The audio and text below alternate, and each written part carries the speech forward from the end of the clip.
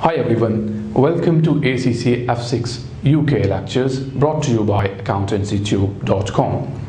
Now this is the first lecture where we will be talking about the ACCA F6 syllabus and the topics which we will be studying.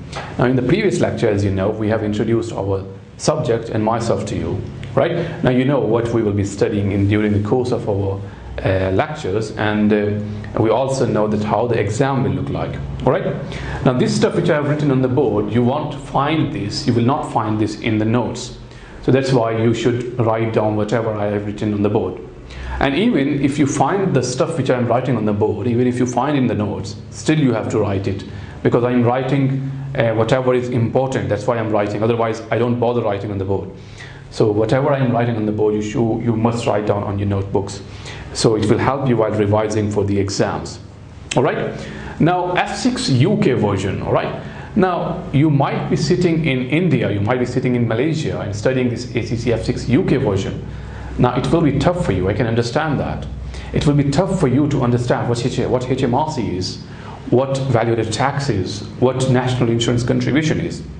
Whereas on the other hand, if you're living and resident in the UK, then it will be easier for you to, a little easier for you to understand this bit which I am writing on the board and the further stuff which we will be studying during the course of our ACCA F6 lectures. Now reason it will be easier for you is because you are living in the UK. You are dealing on the daily basis what the national insurance contribution is. You can pick the payslip of your mom or your dad or one of your friends or your own and see that national insurance contribution is being paid by you or whoever the taxpayer is. Right? Now when you go to the petrol pump, you pay for the fuel, then they'll give you the receipt. On the receipt you can see that you have paid some VAT as well. So you are dealing with the taxation in your daily life in the UK. So it will be a little easier for you to understand this stuff. While if you are not living in the UK, then it will be a little difficult.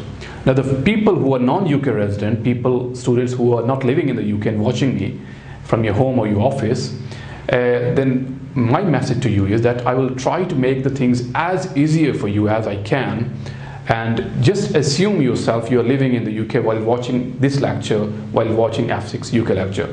Just assume you are living in the UK, and I will try to explain the things in as easy language as I can. Right? So you won't face any difficulty. I will try to elaborate the stuff in easier language as well. Try to give you the real life examples so that it will be easier for you to grasp the knowledge. All right? Anyway, I've done enough talking. Now let's talk about the topic, taxation. Now before we move to taxation in the UK, first we should understand what the taxation is. Taxation simply means that a share of government in an individual's income is taxation. Share of government in my income is taxation. So if I earn £1,000, there is some share to the government as well, so which I have to pay in the form of taxation. Right? Now if you are earning something, then the government will collect something from your pocket as well. That is taxation as well. So share of government in an individual's income is taxation. Right? Now if we talk about the taxation in the UK, as you know, in the previous video lecture I've explained different syllabus areas. So in the UK we pay tax in the different forms like income tax, capital gains tax, inheritance tax, corporation tax, and then the value tax as well. There is also national insurance contribution. Anyway, so we pay different types of tax. Now the question arises that when the government is collecting so many forms of taxes, why we are paying the tax? Why is government collecting the tax? Now this is the answer to that why. Now that was, first question was taxation. The second question is why tax? All right. Now because there wasn't enough space on the board, so you will be writing like this. So first will be taxation, second you will write the why taxation, and then third, fourth, like that. All right. Anyway, the second question is why tax? Why is government collecting the tax? What's the reason behind that? Now there are three factors. One is economic factor, then is social factor, and also the environmental factor. There are three factors why the government is collecting the tax.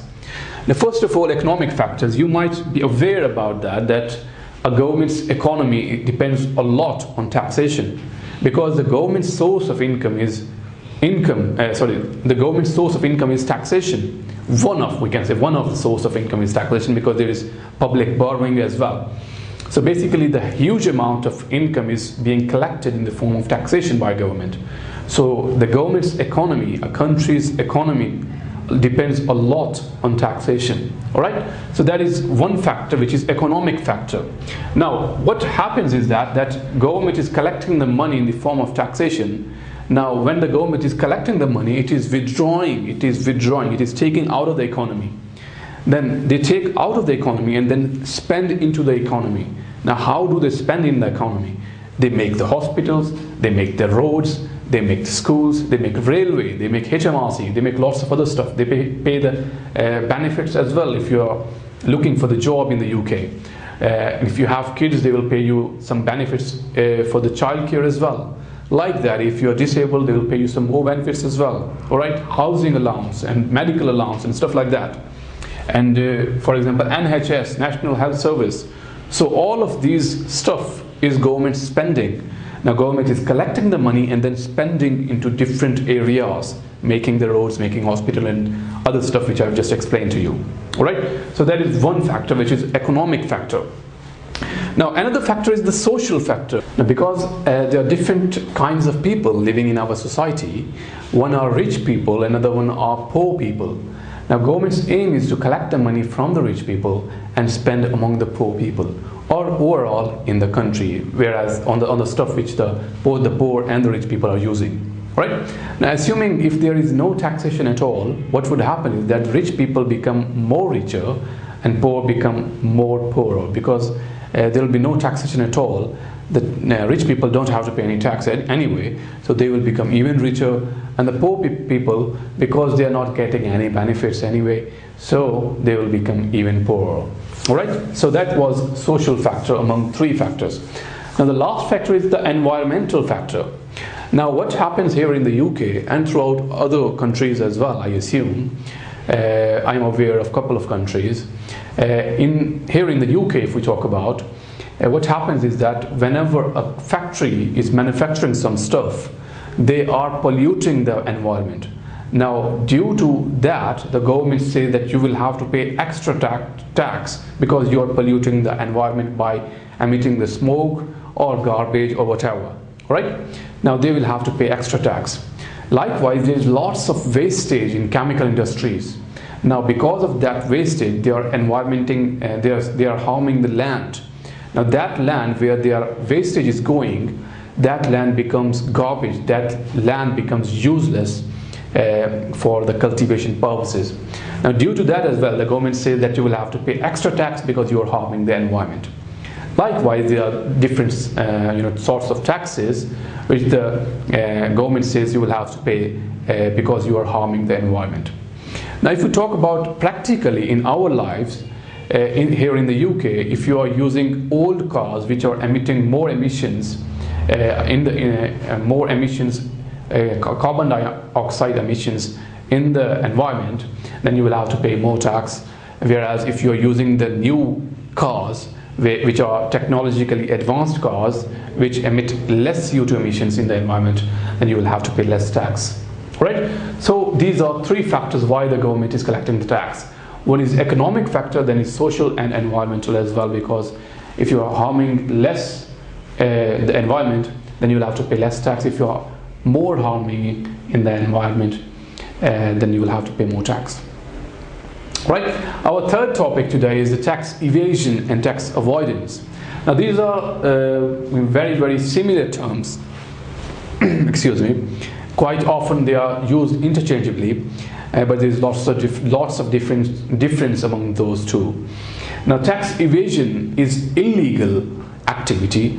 Now if you're trying to save the tax with illegal means, by hiding the source of income, by money laundering and stuff like that, then it is called tax evasion and it is illegal, and there are very, very strong penalties by HMRC here in the UK. Alright, so tax evasion is basically illegal. Alright, now other one is tax avoidance. Now tax avoidance is basically legal means, legal ways which we can use to avoid the tax, to pay less tax. Now what are legal ways? How can we avoid the tax in legal ways? by using your tax accountant, by using your tax advisor or chartered accountant. We are here to help our clients to avoid the tax in a legal way, to tell them the exemption, to tell them to invest in ISAs, for example, individual saving accounts. All right? So tax avoidance is basically the legal way to avoid the tax, legal way to pay less tax. All right? So tax avoidance is legal. All right? So there are two different ways: tax evasion and tax avoidance. Now, sometimes what happens is that even if you're avoiding the tax in a legal way, HMRC might think that you are tax evading. All right? They will have to see that if you are using excessive deductions while calculating the tax, or you are claiming extra exemptions, then they might look into details, and then they might determine that you are doing the tax evasion. Now, if they determine that you are doing the tax evasion, then you will have to pay strong penalties. Right? Now, who will be using that? Who will be monitoring this stuff, and who will be dealing with that? There is something called General Anti-Abuse Rule, GAAR, this one here. General Anti-Abuse Rule.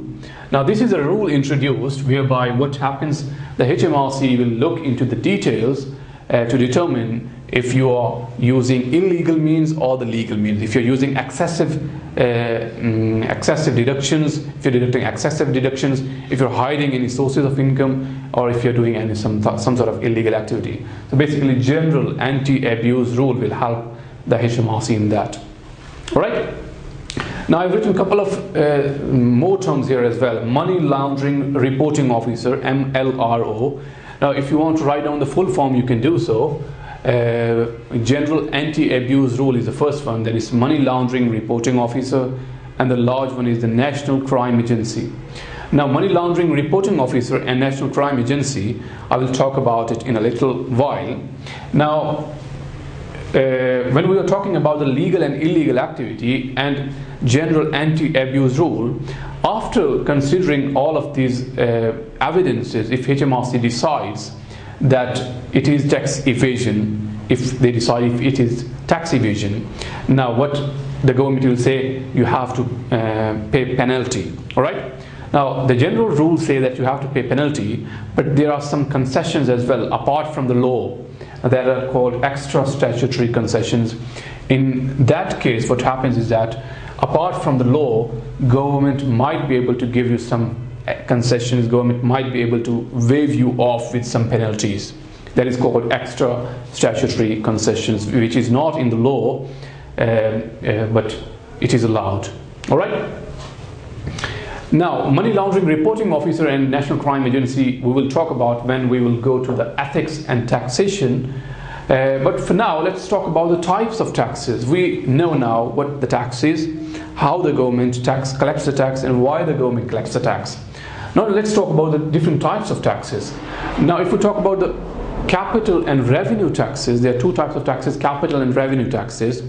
Now, capital tax is a tax which is paid on the capital, which is paid on the capital assets, basically.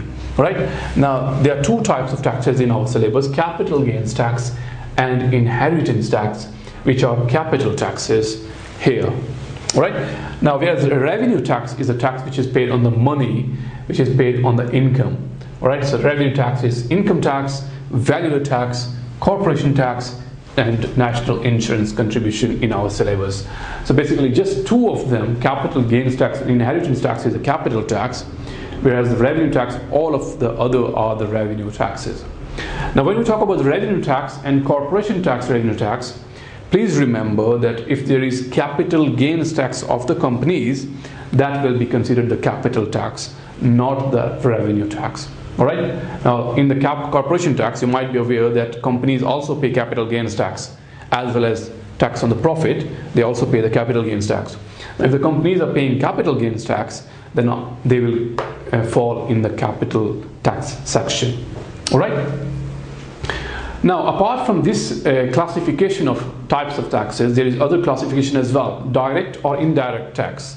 All right? Direct tax and indirect tax. Now, there's only one indirect tax, which is value-added tax in our syllabus. All other taxes, be it income tax, corporation tax, capital gains tax, inheritance tax, or national insurance contribution, all of them are direct taxes. Only one is indirect tax, and that tax is value-added tax. Now, hang on, what's the difference between these? We know these are direct taxes and this is indirect. Why is it indirect? Now, indirect tax, value-added tax is a tax which we don't pay to HMRC directly. Excuse me. We pay to our supplier who is supplying us the goods. Then they will pay to their supplier and they will pay to theirs. Right? Now this chain will eventually end when they will pay to HMRC. Right? So basically what happens that this tax is paid to a person, not to the HMRC directly. So we will pay to our supplier and then they will pay to HMRC, or it will end up in the HMRC's pocket, but we don't pay to HMRC directly. Alright? We pay to HMRC indirectly. Whereas the other types of taxes, be it income tax or national insurance contribution or whatever, they are paid from our pocket directly to HMRC's pocket. So there is no chain involved. We pay directly to HMRC. That's why it is called direct tax. Alright? Now I'm using HMRC again and again. You might be confused. What is HMRC? Her Majesty's Revenue and Custom. HMRC's Her Majesty's Revenue and Custom. So basically, Her Majesty's Revenue and Custom. So basically, this is the institution which is responsible for collection of tax in the UK.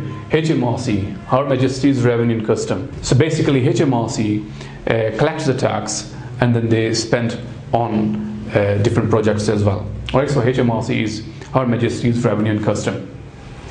Alright, our next topic, which is number 5th topic, ethics and taxation. Now if you have already passed the audit, then you might be aware about ethics because you have read ethics a lot. Apart from audit, you have studied ethics to some extent in other topics as well, in other subjects as well, sorry. Say for example in F1, ethics in F1 accountant in business, haven't you? Now ethics is equally important in tax as well as it is important in audit. As a tax advisor, we must act ethically. Now the question is that when would and how would our integrity be challenged in our profession as tax advisors? Now say for example, if I'm acting on behalf of a client which is hiding the stuff from HMRC, which is deducting extra deductions which he shouldn't, or which is doing the money laundering, then how would I react? Now that's where my integrity will be challenged. That's where the conflict of interest might arise. That's where I might be acting in interest of my client instead of acting professionally. Now in such a case, if you face such a situation in your profession, the ideal situation, the ideal behavior of yours would be that you should explain to your client politely and professionally that please do not do so. It is illegal. If you continue to do so, I will have to cease acting on your behalf if you continue to doing so. However, if client agrees and he is acting as per law, then that's fine. You continue to act for him. If, however, he is reluctant to show to HMRC the hidden stuff, he is continuing to do the money laundering, or he is not bothered if you leave him as a tax advisor. He say, I will hire another tax advisor. So in such a situation, what you should do is you should write to HMRC that I am no longer acting on behalf of that client. However, I cannot disclose the reasons for that. Now if you write like this, HMRC will already know what the reason are. Something fishy is going on with that client. So HMRC might start an investigation. However, you should not tell HMRC what the reasons are. You should also not tell your client that I am writing to HMRC. Just tell them that I am no longer acting for you. But you should also inform HMRC that I am no longer acting on behalf of that client. All right? Now, in certain circumstances, what happens is that your client might be involved in money laundering. Right? Now, in that extreme circumstances, what you should do is within your firm, if your practice, if your accountancy firm is bigger, of big level, then there will be money laundering reporting officer within your firm. That's where the money laundering reporting officer will help you. You should tell money laundering reporting officer that something fishy is going on with that client. I have told them do not do so. They are continuing to do so, and I have tell them that I will no longer act. I have ceased acting for that. I have informed HMRC as well, and now I have informed you because something fishy is going on. Alright, now say for example, if your accountancy practice is small and there is no money laundering reporting officer within your firm, then the National Crime Agency will help you. Now write to a National Crime Agency and explain the situation to them, and then they will be able to help you. They will investigate against that client. Alright, so that's how it works here in the UK. Right, so that was ethics and taxation. Our last topic in this video lecture is double taxation agreement. You might be aware that United Kingdom is still part of the European Union, despite of people chose to leave the European Union in 2016 referendum. There is a long-term process involved in the exit of the United Kingdom from the European Union. So we are still not sure that how long will it take for the United Kingdom to leave the European Union. So the current rules are United Kingdom is part of the European Union. Alright?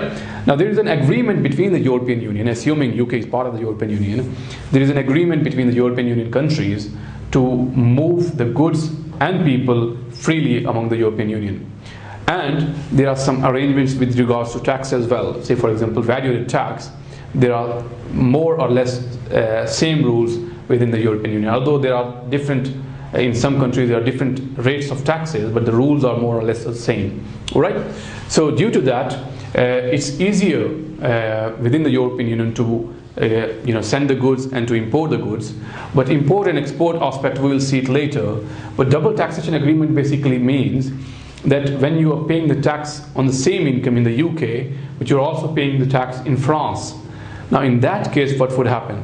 Now, double taxation agreements are agreements between the two countries whereby someone who has paid the tax in the France, for example, they've already paid the tax in the France. Now when they bring that money into the UK, they don't have to pay any tax. Why they don't have to pay any tax? Because there is a double taxation agreement between the UK and the French government. Right? Now because of the agreement between the French government and the UK government, because of the double taxation agreement, the individual who brought the money from the France, they don't have to pay tax, any tax in the UK. Right? So that's how the double taxation agreements work. To prevent the individual paying double tax on the same amount, that's how it works. Right? Now, if say for example, if there is no double taxation agreement, then there is a different treatment to that. We will see it later when we move to that topic. Alright? Now apart from that, I will just move on one side so that you can note down, just pause the video and note down whatever I've written on the board, because it is very, very important for you to do so, and it will especially help you during your revision. Alright? Alright then, so that is end of our first lecture, which was all about our subject. Now in the next lecture we will start from our notes, which is income tax pro forma. Alright? I will see you then. Goodbye.